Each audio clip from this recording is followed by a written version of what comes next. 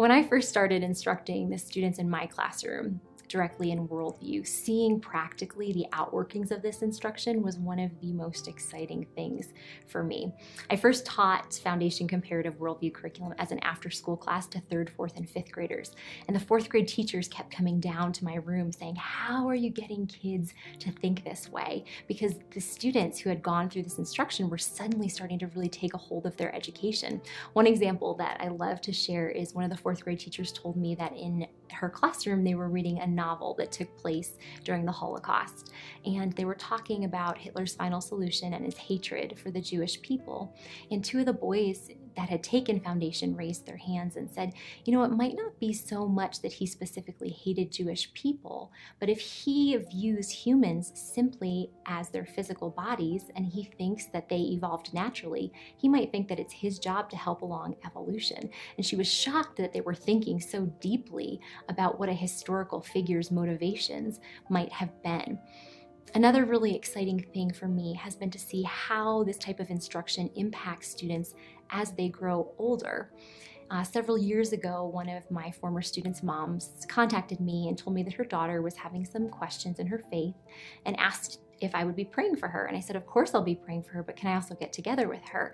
So the student and I met up for ice cream and we chatted for a bit. And then I said, so I hear you're starting to have some questions and wondering whether or not God exists. And she kind of hung her head and said, yeah. And I said, oh, this is so exciting. And she looked up at me shocked. And I said, now you're really going to be critically thinking through what you have been taught your whole life and really deciding whether or not that is actually true.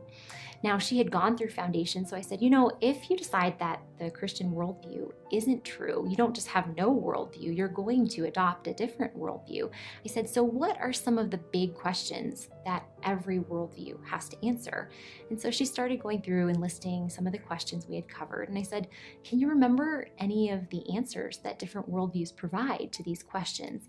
And she started going through them, and she actually remembered quite a lot. I was surprised. And all of a sudden, in the middle of one sentence, this light bulb comes on and she goes, oh my goodness, none of the answers to these questions make any sense without God. She said, even though sometimes I don't feel like God exists or he's there or he hears me, it's going to be much more difficult for me to believe that he doesn't exist because it doesn't really make any sense.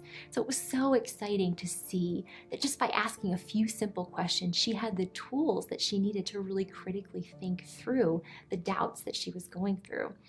Another thing that parents have commented on is that they have seen that their children are really grounded in their faith because they understand it's not something that they just blindly hold on to, but it's what actually lines up with what we find in life and the world around us. And then they've also said that they find that their children are less intimidated to reach out and build relationships with people from different worldviews because they feel confident in what they believe and they feel confident to reach out in the truth and love. And so that's really the goal. We want our children to think critically, to think biblically, and to think missionally.